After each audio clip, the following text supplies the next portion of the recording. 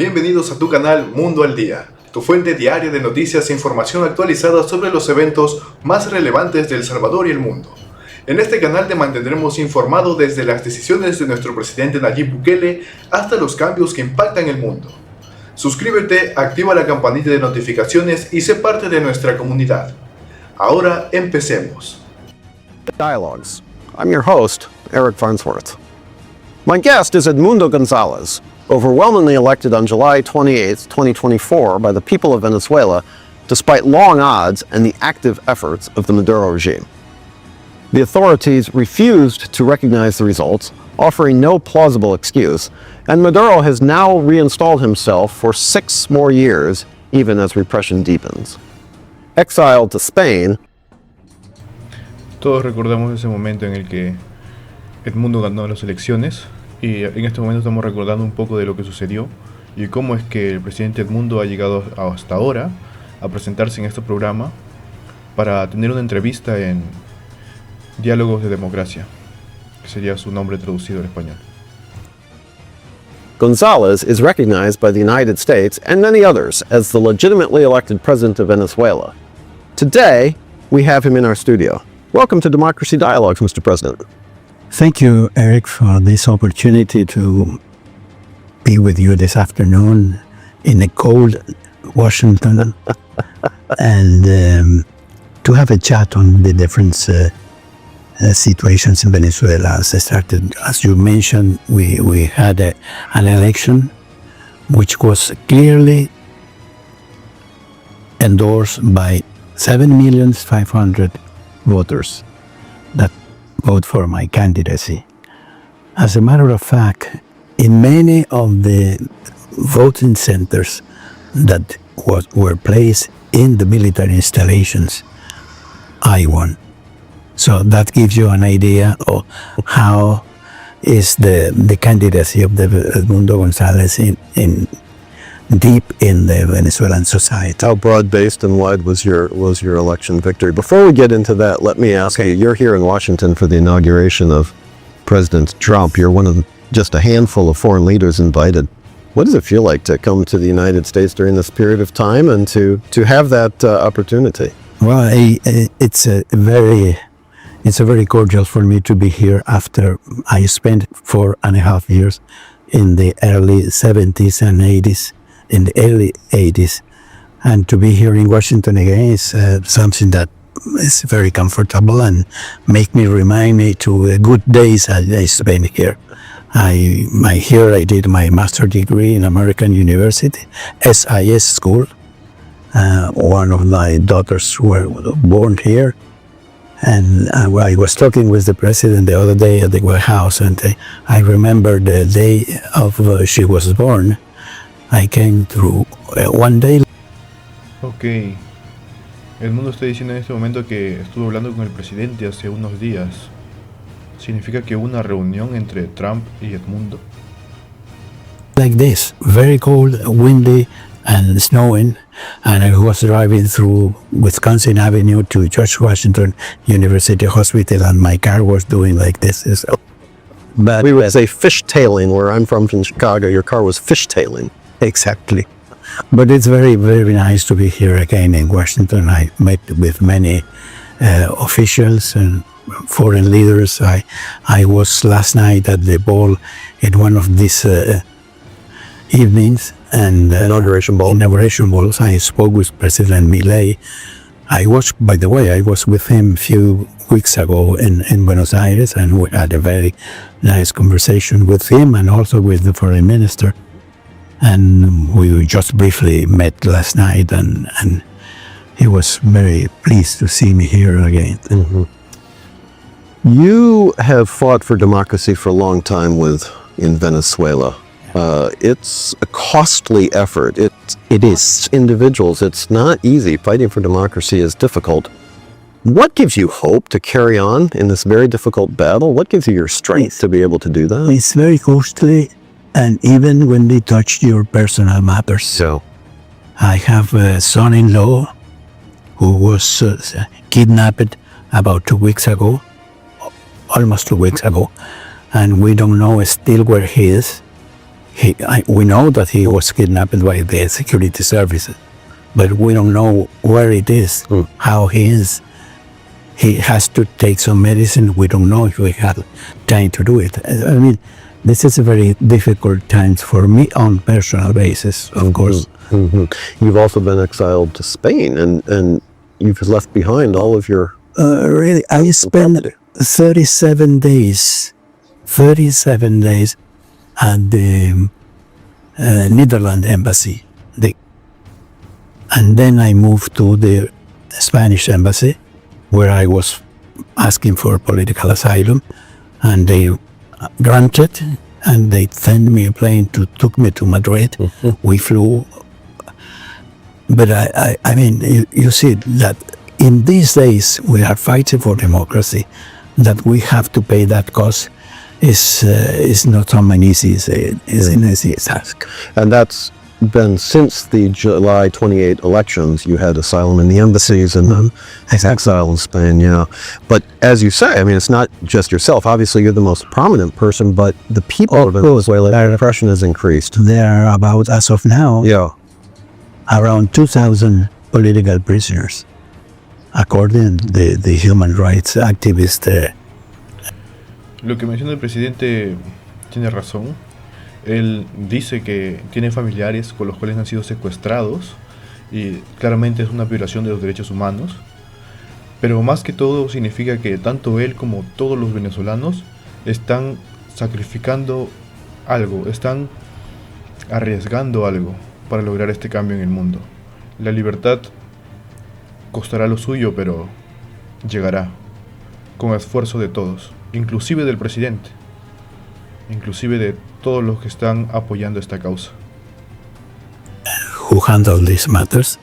Around 2,000 Venezuelans who had been in jail for political matters, for protesting against the government. And I mean, in a democracy, this is something unacceptable. Huh? Absolutely, especially today in the Americas. Except that I have to go out of my country because of politics. That's, in these days, it's unacceptable. Unacceptable. You know, there was so much hope among Venezuelans and also, frankly, the wider world after the elections, after your resounding victory in the elections. And of course, the regime moved quickly to... And they didn't recognize it. Well, of course. I mean, you got 7 million, almost 7.5 million, and they disregard this like, like you are playing cards.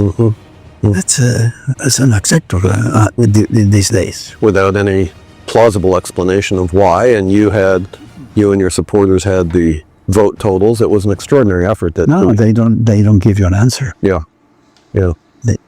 I mean, for them, it's not happen. It's like it does not happen.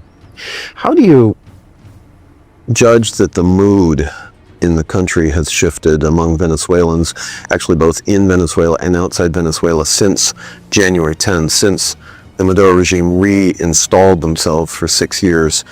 Is there still a hope and an optimistic future, or are people losing faith? Give a sense of how that important event has changed things. 25 years in power is a long time, and people is fed up. Yes. Tired of the same politics, tired of the same language, tired of the same rhetoric, talking about opposition. You see, that costs a lot. And that's a charge in the shoulder that it's not easy to manage. Do you get a sense that there will be now a new wave of migrants from Venezuela who have perhaps lost hope in the future and are going to seek their fortunes elsewhere? Or we said during the campaign that the reason for the migrants, the reasons why people leave Venezuela is the Maduro regime. Yes. And if they don't accept my candidacy, the people will go out of the country again. The migrant will be as in massively, you see, and the government doesn't understand it. Do you get a sense that some of your neighbors, Colombia, Brazil, some of the islands in the Caribbean, Panama, other countries, are aware of this and looking to push the Maduro regime so that that doesn't happen, or are they broadly accepting and saying, "No, this is our fate"? They are aware Yeah, that this is a crisis, yeah, that some of them is unacceptable. I mean, the Colombians has spent a lot of money to receive and granted minimum conditions to Venezuelan migrants living in Bogota and the streets of Bogota or Cucuta. That cost a lot. It cost a lot for the Colombian government. And that conditions are not unacceptable. They told me once, this is something that I don't know. We don't know how long can we stay with this. yeah. But see, that's the point, if I can say, is, the pressure on the neighbors is already intense to absorb migrants from Venezuela. Exactly. And the potential of new waves of migrants, one would think perhaps would encourage people to call up Miraflores Palace in Caracas and say, please guys, stop this. Surely. And take that for granted. If Maduro regime doesn't change, Correcto, tal cual como dice el presidente, muchas de las migraciones se dan por culpa de que Maduro se mantiene en el poder. Lleva sucediendo desde hace muchos años. Millones de venezolanos han salido del país y se puede observar, por lo que sucedió en las votaciones, cómo es que cientos de miles de venezolanos llegaron a Venezuela para votar, y simplemente por el hecho de sacar a Maduro del poder, lo cual han logrado con las votaciones. Pero ya sabemos cómo es que este tirano se ha aprovechado de la situación y con ayuda de la fuerza se ha quedado en el poder. Lo que ha hecho ha sido robarse la candidatura. the migration will continue higher and higher.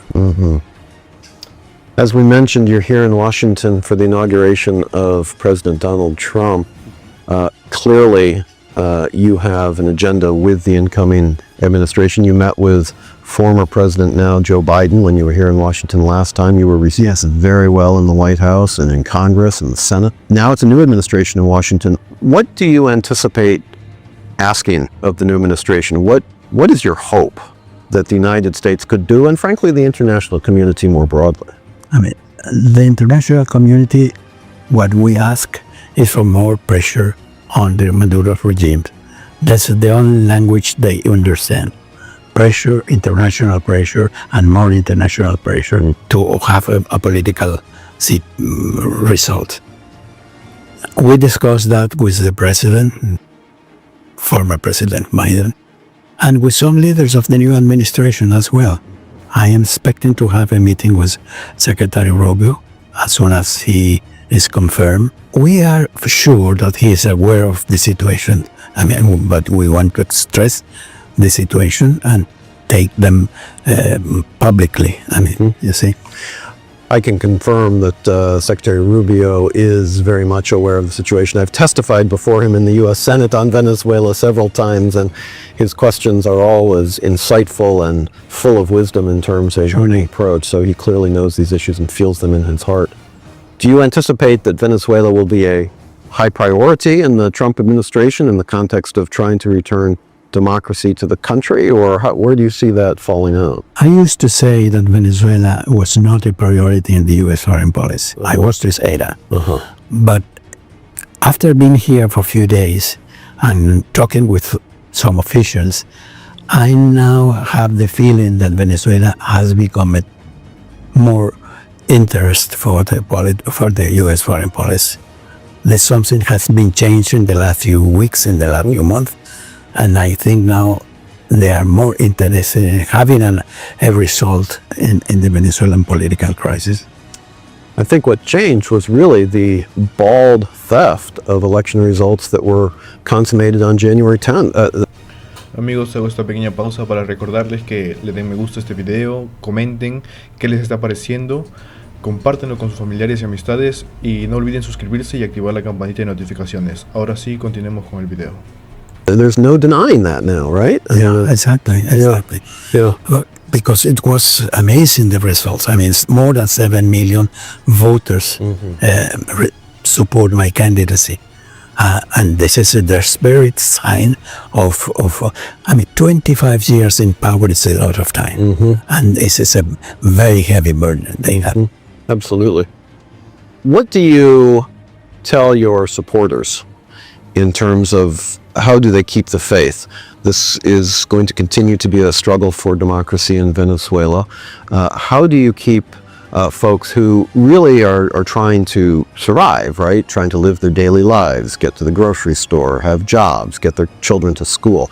How do you mobilize citizens to take the fight and frankly pay the costs for democratic transition? Because they know the difference can be living in democracy and living under this regime and restrict their liberties, censure the media, close TV stations, restrictions to the press. They know that, and they know what is the difference between living in a free country with democracy actively, with all the limitations that democracy have, because that's for sure.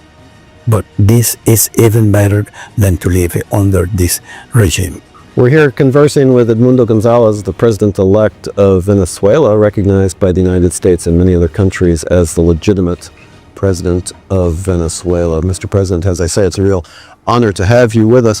Give us a sense of what you've been up to since the elections in July to now. You've been traveling the world. You've been to Washington a couple times. I see your social media feeds from places like the Dominican Republic and obviously Spain and elsewhere. Tell us what you've been up to. How are you mobilizing this effort? We started about a month ago. We set a tour to Europe. We went to Spain, Portugal, Italy. We are going to see the Pope probably in the future. And we are now in the Latin American campaign. We went to Argentina. We met with President Milei, and we hope to see also. El presidente Javier Milei en más de una ocasión se ha pronunciado en contra del régimen de Maduro. Esto es un gran apoyo para la candidatura del presidente Edmundo, porque es uno de los presidentes que más se ha hecho notar sobre este tema. Además de, claro, todos los presidentes que han salido a hablar y a rechazar a Maduro y a aceptar al presidente electo Edmundo. Entonces, él a través de sus redes ha brindado apoyo y esperemos que a través de su buena fe y alianza y que también ponga un poco más de presión, esperemos que pueda ayudar al presidente a que pueda mejorar su situación en el país de Venezuela. President de Chile, and we talked with a foreign minister of Colombia, and we keep doing this. We are going to embark in another tour for Latin America in the next few weeks. Message is the same: help us to have Maduro out of power.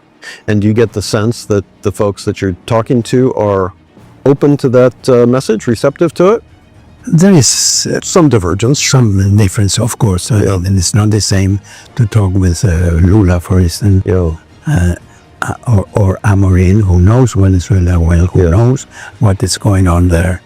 But, this is a political situation, very easy, not very easy. Mr. President, we have wide viewers here on Democracy Dialogues in the United States, but also around Latin America and frankly around the world. What message would you give to them about your own presidency, the situation of Venezuela today? This is your chance really to say, to the world, this is what you need to know about where we are in Venezuela today. Well, we don't have to tell them. They have it in all the media and they know easily what is going on in Venezuela. Just look at the press or look at the TV set and see what the difference is. And we push forward to keep on the track to recover the democracy and recover the governance of the country. You have to think that if the day comes, and I hope it comes soon, that democracy returns to Venezuela, the country as in bad condition as it is after 25 years of Chavismo, that the Venezuelan people, so vibrant, so entrepreneurial, so much love for the country, you would think that if any country has a chance to recover after this, it would be Venezuela and the spirit of the Venezuelan people, no? Yes, I think that we will recover of this tragedy, because we can talk about tragedy when you take figures of what we have lost in terms of reduction of oil production, how much they have stolen from the PDVSA and things like that. But we keep in our mission to recover the country. We keep it in the track of recover the democracy, and we will win sooner than later. You have our very best wishes for that, and as I say, hopefully that will happen very, very soon. Mr. President, thank you for joining us on Democracy Dialogues. What a pleasure to have you with us. Thank you, same for me. 8:28 de la mañana, estamos en vivo, es la hora del este aquí en los Estados Unidos. Hoy tenemos el privilegio de contar en Buenos Días con Edelis Ferro. Ella es directora de Venezuelan American Caucus para hablar acerca de las medidas en materia migratoria que ha tomado el presidente Donald Trump. Edelis, un placer conversar contigo, bienvenida. Antes de iniciar con el siguiente tema, quería mencionar que el presidente Edmundo, creo que lo que intenta decir es que debemos simplemente mirar lo que está sucediendo. No es como que necesitamos buscar la información, no está tan rebuscado, porque el tema se menciona mucho, incluso en este canal, sobre lo que está sucediendo en Venezuela. Las marchas, las protestas, los crímenes de lesa humanidad que se están cometiendo, la falta de respeto a los derechos humanos. Es muy poco probable que alguna persona no haya escuchado de lo que está sucediendo, sobre todo por lo que este tirano de Maduro está haciendo pasar a su propio país. Esperemos que los organismos internacionales se pronuncien también y que puedan apoyar de alguna manera al presidente Edmundo para someter a presión al país venezolano para poder expulsar a quien es actualmente el presidente o tirano, como se le podría decir mejor, que es Nicolás Maduro. Muchísimas gracias por la invitación. Estás muy activa en tus redes sociales hoy más que nunca. Decías, bueno, a tan solo 72 horas vemos el efecto que han tenido estas medidas de Donald Trump, y quisiera que habláramos acerca de esas medidas que más te generan preocupación por el efecto que ya está teniendo en la población migrante. La primera medida que genera preocupación y especialmente para organizaciones como la nuestra es que, tal y como temíamos y esperábamos estar equivocados, pero lamentablemente no lo estamos, es que todas estas redadas y todas estas inicio de redadas para deportar a inmigrantes está incluyendo en una gran mayoría a inmigrantes que no han cometido ningún delito, a inmigrantes que se están encontrando en sitios de trabajo que no tienen todavía documentos legales, que no han recibido su permiso de trabajo, inmigrantes que estaban con su orden de presentación ante el juez, que se habían presentado ante la patrulla fronteriza, inmigrantes que no tienen nada criminal en su récord y ellos están siendo detenidos y van a ser deportados. Ese es quizás la mayor frustración, porque nunca se trató de criminales realmente, Marjorie. Los criminales son los primeros, están detenidos, ya están en cárceles muchos de ellos, y los que no están detenidos y no están presos, ICE sabe dónde están en su gran mayoría. El problema es que ellos son solo un mínimo número de inmigrantes, mínimo.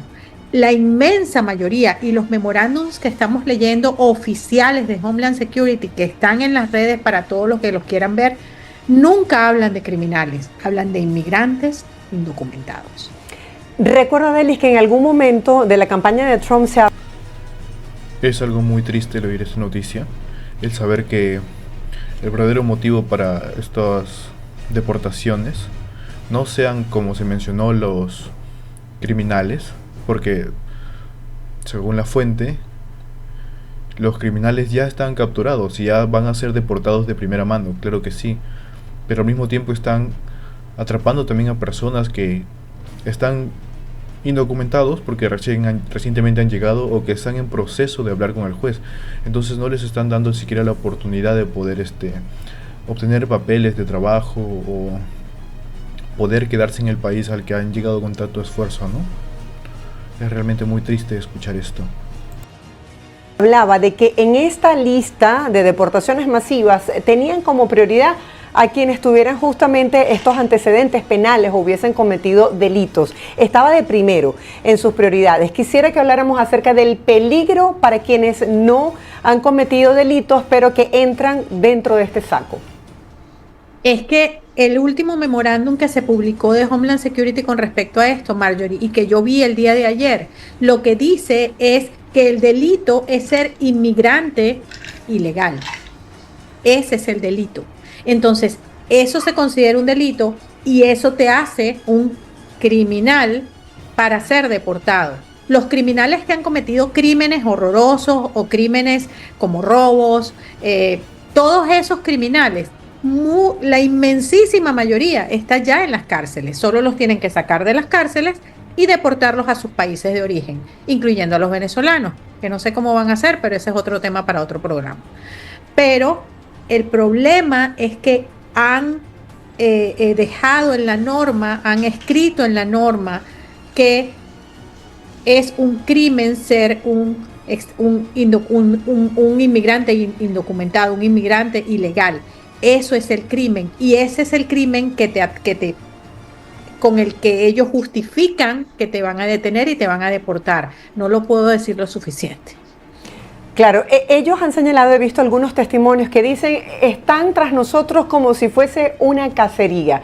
¿Qué pasa cuando se elimina, por ejemplo, este amparo de la ciudad de Santuario y cuando se permite a las autoridades poder ingresar a sitios que antes eran, digamos, de protección o refugio, como las escuelas o las iglesias, por ejemplo? Y los hospitales, la normativa. Y los hospitales. Y la normativa que había implantado Biden con Homeland Security es que habían sitios que debían ser respetados como un hospital, como una escuela o como una iglesia. Ya eso no existe, ya esa orden ejecutiva fue totalmente eliminada por una nueva orden ejecutiva que dio el presidente Trump. No hay sitio donde puedan estar seguros los inmigrantes. Y yo quiero que se entienda algo. Los inmigrantes indocumentados que están en este país, que no han cometido ningún delito y que solo están trabajando en sitios como granjas, campos de agricultura, construcción. Más del 50% de los trabajadores de construcción de este país, Marjorie, no tienen documentos. Y los contratan no solamente porque es una mano de obra más barata, sino porque no tienen cómo cubrir esos puestos de trabajo con personas de este país o con personas que tienen estatus de residente o de ciudadanos en este país. Esa es la verdad. En las granjas, los agricultores contratan a la mano de obra inmigrante indocumentada porque nadie se presenta a cubrir esos sitios de trabajo que sean ciudadanos estadounidenses, residentes, legales o personas con documentación. Son inmigrantes indocumentados en su gran mayoría. Esto podría significar un duro golpe para la economía de varios estadounidenses, sobre todo, como menciona, granjas, empresas de construcción, ya que no, como menciona, no es por mano de obra barata, sino porque no hay mano de obra. Claro, si es que tú no quisieras contratar a un fugitivo, ¿no? Que ha venido de forma ilegal, pero ahora el problema es que realmente no existe la mano de obra que quiera sustituir estos puestos. ¿Cómo irá a evolucionar la economía estadounidense? No sabemos. Según el presidente Trump, lo hará grande otra vez. Esperemos que primero se ocupe de problemas que verdaderamente son significativas, como el de los criminales, y que después pues se ponga a ver los temas de las personas que han llegado al país a trabajar honestamente. Creo que sería una mejor forma de tratar las cosas y no simplemente deportar porque vinieron de forma ilegal. Deberían que ser darle un tiempo o una oportunidad para que puedan sacar sus papeles, ¿no? Continuemos con el video. Pero, sorpresa, esos inmigrantes indocumentados a través de su trabajo también pagan taxes. Y por ejemplo, solo aquí en la Florida, anualmente producen más de 600 millones de dólares en pago de taxes los inmigrantes indocumentados. Aquí hay una cantidad de desinformación alrededor de los inmigrantes indocumentados y estamos hablando de personas que también, de nuevo, en su gran mayoría, Marjorie, y ya ahora incluimos a los venezolanos, porque hay muchos que han entrado a este país 2017, 18, 19, tienen ya muchos años aquí esperando tener un ajuste de estatus de algún tipo, trabajando, portándose bien, tratando de hacer todo por la ley y como se debe hacer, y ahora son todos sujetos de deportación cuando se pensaba que la promesa iba a ser que solo iban a enfocarse en los criminales. Claro, porque hay un consenso sobre el hecho de regular quienes ingresan aquí a los Estados Unidos y de buscar justamente que lo hagan de manera regular. Pero quisiera que nos hablaras un poco acerca de el caso distinto a esos 270,000 migrantes que están en la frontera sur con Estados Unidos, que, bueno, se les fue negado el paro humanitario, el asilo por CBP-1, pero ¿qué pasa con aquellos que ya están aquí, que están haciendo su vida y que le aportan a esta sociedad, como tú lo decías, a través del sector agrícola o de construcción, o tantos y tantos y tantos migrantes que trabajan en los hoteles de Estados Unidos con costos mínimos? Entonces, quisiera que habláramos acerca de ellos. ¿Qué opciones tienen? Bueno, es complicado porque cada vez nos dejan menos opciones, Marjorie. Este es un país de inmigrantes. Lo que está empezando a pasar y está pasando mientras tú y yo estamos hablando es que hay muchos sitios de trabajo donde los inmigrantes no se están presentando a trabajar. Eso va a afectar a la economía. Vamos a empezar a ver los precios subir en la comida, en los vegetales, en la carne, en el pollo, en los huevos ni hablar, porque además está la epidemia de crisis aviar en la fábrica. En la construcción no se van a presentar, en los hoteles, como dices tú, personas incluso que manejan sus taxis, sus Uber, sus Lyft, todos los servicios donde estamos los inmigrantes, que por lo general son servicios de primera línea. Cuando se dice primera línea, son esos trabajos que vemos todos los días y que lo hacen los inmigrantes, no porque nosotros llegamos y apartamos a todos los estadounidenses, es porque nadie lo quiere hacer. Es porque somos nosotros los que lo hacemos. Y eso ha sido así históricamente. ¿Qué posibilidades tenemos? Mire, si usted tiene eso de los venezolanos, antes del 31 de julio del 2023, usted todavía puede aplicar al TPS y eso le da un estatus que lo protegería de ser sujeto de deportación. Si usted tiene posibilidad de pedir asilo y está todavía dentro de los tiempos desde que usted entró a los Estados Unidos, por favor, y tiene un caso, pida asilo de inmediato. Busquen las redes del Venezuelan American Caucus. Hemos hecho muchísimos videos, hemos tratado de ser lo más claros posibles y basándonos solo en data, hechos, noticias y órdenes ejecutivas del presidente Trump. Ya saben, amigos, busquen esa página web si es que alguno de ustedes se encuentra trabajando de manera ilegal, digamos, en este país, Estados Unidos. Por favor, infórmense para que no los vayan a deportar y pues sería un gran problema, ¿no?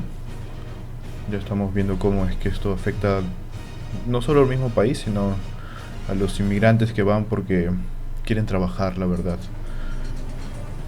Para que usted tenga información veraz. Creo que lo más importante ahorita, Marjorie, te agradezco mucho que estés haciendo todos estos programas, no solo conmigo, sino con abogados y especialistas, es darles información, porque las personas no están durmiendo, Marjorie. Hay venezolanos que están literalmente aterrorizados. Eso me duele en el alma, de hecho me dan ganas de ponerme a llorar, sí, porque han sido tantos años de lucha por tanta gente de bien, porque, lo vuelvo a decir una vez más, de 600,000 venezolanos, no llegan ni a 1,000 los que han cometido algún crimen importante. Y es por culpa de ellos que los demás obtienen la fama de esos 1,000. Realmente es increíble lo que puede llegar a suceder. Se puede observar en cualquier lugar en el que la gente teme a estas personas simplemente porque un pequeño grupo llegan a ser criminales y ya generalizan a todos como si los fueran. Eso es realmente triste. Realmente muy triste. No son ni siquiera 1.000, estamos hablando de 500, 600 personas, de 600.000 que han entrado en los últimos años. El resto son todas personas que lo que están es tratando de trabajar. Jaime Aparicio Otero, ex embajador de Bolivia ante los Estados Unidos y ante la Organización de Estados Americanos, nos acompaña a esta hora desde Washington. Es a propósito también docente de la George Washington University. Bienvenido, embajador. Buenas tardes, Nicolai. Gracias por tenerme en la tarde y un saludo a tu audiencia en los Estados Unidos y en las Américas en general. A usted muchas gracias por estar con nosotros, embajador. Le planteo lo que dejaba de fondo el embajador del Uruguay en la Organización de Estados Americanos. ¿Sigue faltando solidaridad con Venezuela? ¿Sigue faltando solidaridad con la democracia en la Organización de Estados Americanos? Totalmente. Yo me quedo con la frase de mi buen amigo Washington Abdallah, un embajador valiente y capaz de poner las cosas en su lugar. Acá, a pesar de la enorme evidencia de la atrocidad que sucede en Venezuela, más de la mitad de los 31 miembros de la OEA siguen siendo cómplices de esa dictadura, siguen negando la evidencia del sufrimiento del pueblo de Venezuela. Y me alegro que él y otros embajadores como el de Paraguay, el de Ecuador, Argentina y algunos de Centroamérica estén denunciando esto, porque es muy importante desenmascarar a los que están detrás de esta estrategia de proteger al dictador Maduro. Ya vimos que la semana pasada se pasaron 6 horas sin poder iniciar una sesión del Consejo Permanente, escondiéndose tras pretextos administrativos y que no tienen ninguna importancia frente a lo que está sufriendo el pueblo de Venezuela. O sea que sí, es lamentable lo que está sucediendo en el seno de la OEA. Y finalmente la verdad terminó brotando. Finalmente las denuncias de la CIDH terminaron llegando al Consejo Permanente de la OEA. Recordemos qué fue lo que pasó la semana pasada. Pues un grupo de países, entre ellos Colombia y Brasil, obstaculizaron de alguna manera que el Consejo Permanente escuchara esas denuncias de la CIDH, argumentando que no habían recibido con tiempo el informe, que no habían tenido tiempo para repasarlo, para responderlo, cuando ese informe además ya era público desde el 9 de enero, si mal no recuerdo. Finalmente no lograron hacer nada para impedir que el mundo siguiera escuchando las atrocidades, las violaciones, el talante dictatorial del régimen.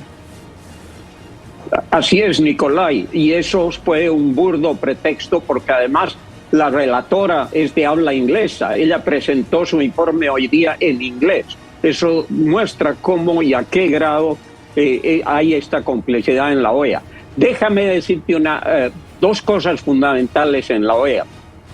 Bueno, en mi experiencia como ex funcionario de la OEA y ex embajador, te puedo decir, en la OEA todo se puede hacer si es que hay los votos, si es que hay la mayoría de votos. Y si no hay una mayoría de votos, es imposible avanzar o definir o decidir algo. Hay países... Es increíble cómo una organización que está para apoyar puede llegar a obstaculizar que un país obtenga su libertad. De verdad es increíble lo que se puede llegar a pasar. Y acá hay que decirlo claramente, como México, por supuesto Bolivia, que preside el Consejo Permanente, Antigua y Barbuda y los países del Caribe que han sido beneficiarios de Petrocaribe, una iniciativa de Chávez de darles petróleo casi gratuito, la influencia detrás de bambalinas de México y Cuba, que tienen mucha experiencia, tanto Cuba con el Caribe y México con el resto. No hay que olvidar que la misión de México ante la OEA es muy grande y ellos, en complicidad con Antigua y Barbuda, con Bolivia, Honduras, han digitado esta protección a Maduro. Y eso hace quedar muy mal a la OEA. Al menos el secretario general se ha pronunciado contundentemente hoy día, se ha pronunciado la CIDH y 14 países han presentado una declaración, ya que ha sido imposible aprobar una resolución. Y es muy importante que la gente conozca, porque ya no es posible, como ha dicho el embajador uruguayo, no es posible que ante tremenda evidencia de terrorismo de Estado, crímenes extrajudiciales, violación de derechos humanos de todo tipo, arrestos domiciliarios, violaciones, arrestos de niños, fraude electoral, ¿qué más quieren para seguir protegiendo a esa dictadura? Es bastante incomprensible e irracional lo que... Completamente de acuerdo. Todavía recuerdo cuando vi las primeras noticias de secuestros de niños, de verdad, me pareció algo tan... Se sintió de una manera tan horrible el ver que hombres del ejército, de la policía, atrapando niños y llevándoselos lejos de sus padres, y que en algunos casos, no sé si todos, los niños volvieron a estar cerca de sus padres y volvían llorando, diciendo que estos oficiales o fuerzas de la Armada venezolana los habían vulnerado, los habían maltratado. O sea, ¿qué cosa más quieren las organizaciones para que puedan empezar a hacer algo para detener lo que hace este tirano en su gobierno, en el gobierno que ni siquiera le pertenece? Está sucediendo en la OEA. Embajador, efectivamente, como usted lo decía, pues hace unos días 14 países de la Organización de Estados Americanos habían firmado, incluyendo Estados Unidos, una declaración rechazando esa ilegítima investidura falsa, además, de Nicolás Maduro al frente de Venezuela. Usted lo planteaba, ¿qué más hacer? Es que usted me corregirá, usted me responderá, pero es que ya cuando utilizan como escudo, como excusa, esa falacia de que por favor muéstrenos las conclusiones de un órgano independiente, por favor muéstrenos las conclusiones de un actor neutral, pues es que eso ya se ha caído, porque es que de todas partes hemos escuchado de la CIDH, del Centro Carter, que allí hubo un fraude electoral, que allí las elecciones no fueron ni libres ni justas, y simplemente el que no quiere escuchar, no quiere escuchar. Así es, tienes toda la razón, es eso. Quieren negar la evidencia. Y ¿sabes qué es lo más grave, Nicolai? La OEA, desde el protocolo de Washington a fines del siglo pasado y la Carta Democrática, tiene como elemento central. La OEA es un foro político cuya misión fundamental es la defensa de la democracia y la defensa de los derechos humanos. Los otros organismos son de cooperación, el BID, hay organismos subregionales de cooperación política, pero el único órgano político de la región es la OEA, y tiene una carta democrática, tiene la Carta de la OEA reformada por el protocolo de Washington, que le da la misión de defender la democracia y defender los derechos humanos. Por eso es tan absurda esta actitud de estos países, porque además no solo le dan esa misión a la OEA y al Consejo Permanente, sino que le dicen qué significa la democracia, qué significa elecciones libres y transparentes, independencia de los poderes del Estado, significa libre pensamiento y libre expresión, significa la igualdad de las partes en un Estado, el respeto a la individualidad, el respeto a las reglas de juego de la democracia, una justicia que funciona, que es autónoma, un órgano electoral que es un poder completamente autónomo, etcétera. Acá, según este informe y según la evidencia internacional de organismos internacionales, de ONG, de todo, es que se violan todos los elementos esenciales de la democracia. Y estamos en un momento en que hemos encontrado que 17 países son capaces de ignorar esta evidencia y de seguir siendo cómplices. Entre esos países grandes como Brasil y México, otros países menores como Bolivia y Honduras, y lamentablemente los países del Caribe. Entonces, al menos yo creo esta situación debe ser expuesta porque no tenemos más mecanismos en los cuales actuar, ya que estamos todos viendo muy preocupados y absortos como, pese a toda la evidencia, no hay ninguna intención de reaccionar frente a esta dictadura como se reaccionó contra Pinochet, contra Fujimori, en todos los casos donde hubo dictaduras. La OEA fue capaz de reaccionar, tarde o temprano se reaccionó. Acá estamos viendo una pasividad que es alarmante con el sufrimiento de los venezolanos. Realmente sorprendente lo que está sucediendo. Amigos, en este momento les hago recordar que me dejen su comentario sobre qué están opinando de este video. Denle manito arriba para que puedan ver más noticias como estas. No olviden suscribirse y activar la campanita de notificaciones para que cada que lance un video nuevo puedan continuar viéndolo conmigo. Continuemos con las noticias.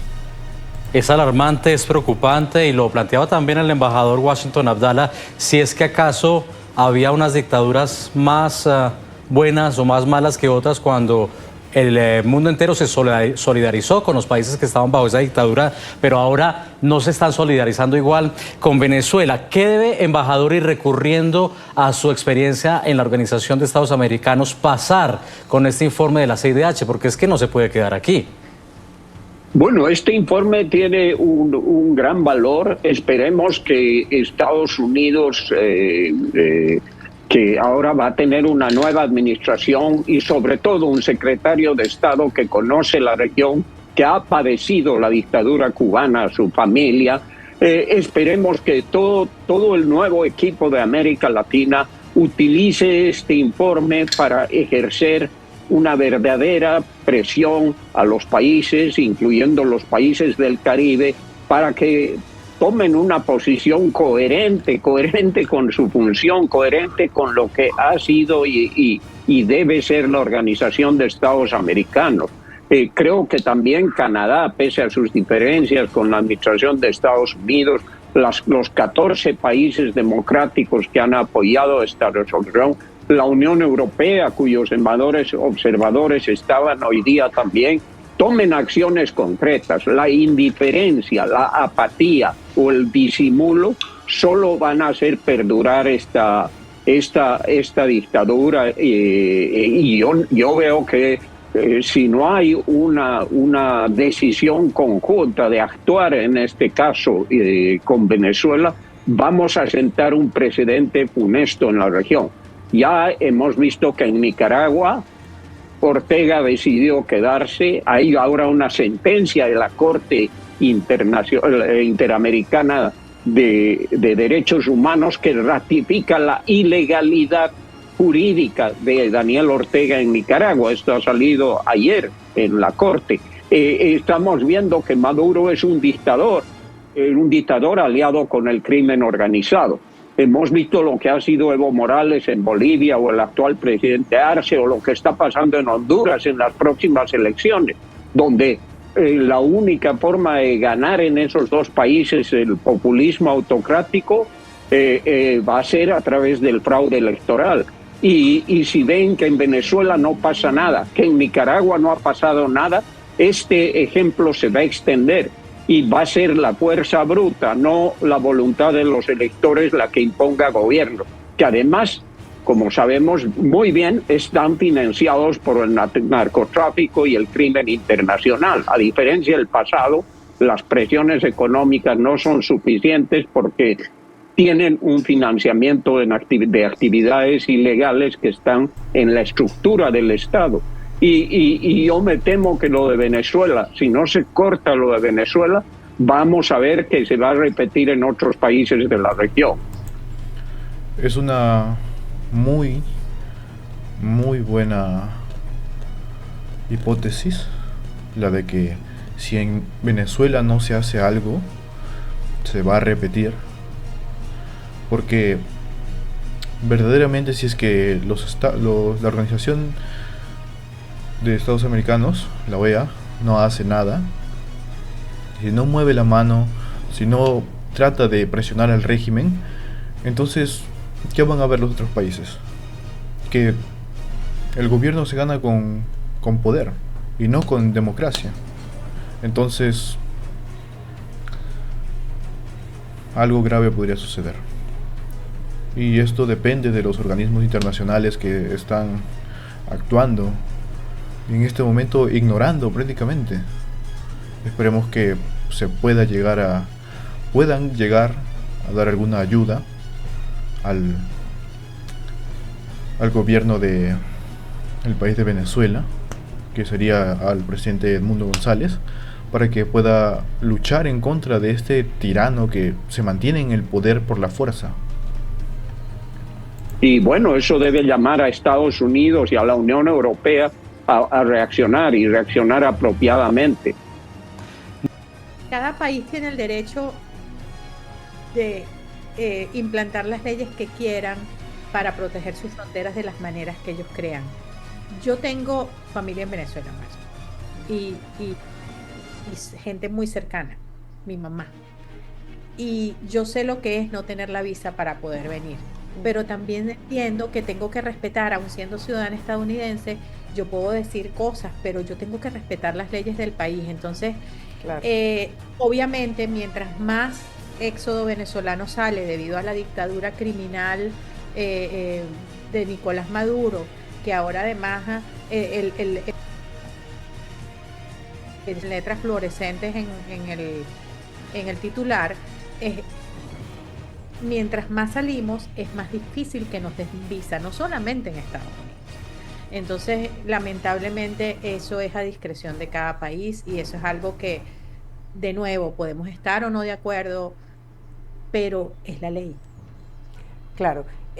Por un lado, pues el nuevo gobierno tiene todo el derecho de poder establecer medidas para regularizar la entrada de migrantes y por eso, pues, Trump obtuvo el apoyo de una gran población, incluyendo la hispana. Pero quisiera que habláramos acerca de los derechos humanos que tiene la población migrante, es decir, ¿cuál es la recomendación para ellos? Si son de alguna... Amigos, hago esta pequeña pausa para recordarles que comenten, compartan con sus familiares y amistades, se suscriban y activen las notificaciones para que no se pierdan de estos videos, los cuales son muy interesantes. Dicho esto, continuamos con el video. De alguna manera encontrados en la calle, en un sitio público, ¿qué deberían hacer? ¿Tienen derecho a guardar silencio? Hay mucha desinformación, pero sobre todo hay mucha angustia. Un par de cosas. La primera que tengo que decir antes de explicar eso, que es extremadamente importante, es UCIS, no de ahorita, no de hoy, no desde la administración Trump, desde hace ya bastante tiempo, y eso la gente lo desconoce. Dice la norma que usted tiene que cargar encima su permiso de trabajo original y cualquier documento que pruebe su estatus migratorio en este país. Incluso si usted es residente legal y tiene lo que se llama la tarjeta Green Card, esa que se llama así, sí, usted tiene que cargarla en original en la cartera, no la tiene que dejar en la casa. Y ahora más que nunca yo les pido que cumplan esa norma, porque están deteniendo a personas. Incluso ayer en New Jersey detuvieron a personas que son ciudadanos americanos solo porque son hispanos y se veían como latinos. Incluso uno de ellos es veterano de este país y lo detuvieron y se lo llevaron. Y obviamente después lo dejaron libre, pero ahí viene una demanda contra el gobierno de los Estados Unidos.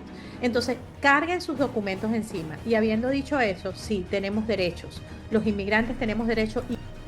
Wow, o sea, es una atrapar a personas sin razón, simplemente por cómo se ven.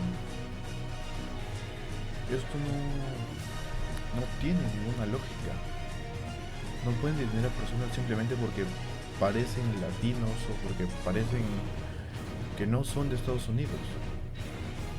O sea, ¿qué respeto están siguiendo para hacer estas leyes? No hay, están vulnerando muchas. No sé si esto sea correcto lo que están haciendo, pero dicen que lo están haciendo, claro, se están apoyando de la nueva ley que han sacado y dicen que se están apoyando de esta nueva ley, pero si es que están atrapando a gente indiscriminadamente solo por el hecho de que se ven diferentes, entonces ya estamos hablando de un grave tema que tiene que ver con... Es un tema muy delicado ese. Sigamos viendo para ver cómo se desarrolla esta noticia. Incluso si estamos indocumentados, desde el momento que usted entra a este país, la Constitución lo protege de diferentes maneras. Si a usted lo confronta alguien, un oficial de ICE, primero es importante decir, los oficiales de ICE no son policías, son oficiales de inmigración, y aunque parecen policías y tienen chalecos antibalas y dicen ICE y algunas veces tienen hasta armas de fuego, son oficiales de inmigración. El primer derecho que usted tiene es a quedarse callado. Usted no tiene que responder ninguna pregunta que ellos le hagan y usted le tiene que decir, yo estoy acogiéndome a mi derecho constitucional. La segunda cosa es, si usted está en su casa y le vienen a tocar la puerta, usted a través de la puerta, sin abrirla, le dice, usted tiene una orden de un juez, me la puede pasar por debajo de la puerta. Si no tienen ninguna orden de un juez, ellos no tienen derecho a entrar a su casa. El otro derecho que usted tiene es pedir hablar con un abogado. Usted no tiene que responder absolutamente ninguna pregunta hasta que usted diga yo quiero hablar con un abogado. Y si usted no sabe inglés, en la página, en la cuenta de Instagram del Venezuelan American Caucus, en la biografía hay un link. Usted hace clic en ese link y nosotros dejamos una forma que usted puede imprimir y recortar, porque está el diseño, y usted dobla esa tarjetita y la carga con usted en su cartera y la deja en la casa con su familia, y si en algún momento se encuentra con alguien de ICE, usted saca su tarjetita y se la da. Y está en inglés, yo conozco mis derechos, tengo derecho a esto, y esto es lo que estoy solicitando.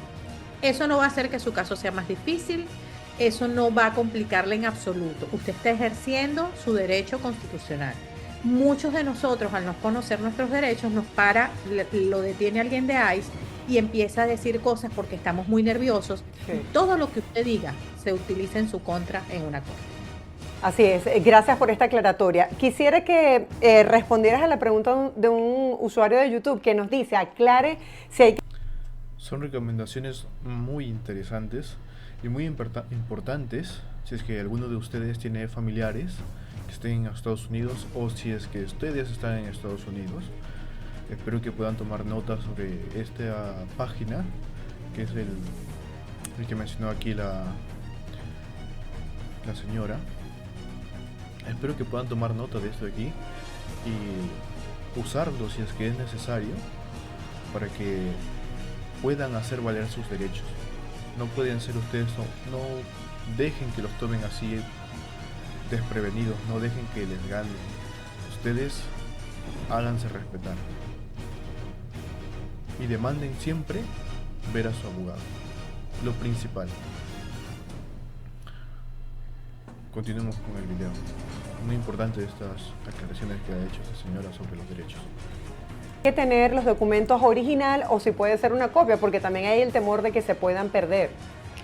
Lo entiendo perfectamente, hay que tener extremo cuidado, tienen que ser los originales. Sáquenle un par de copias a todos los originales y tengan uno en la casa en un sitio y en la casa en otro sitio. De esa manera tienen copias.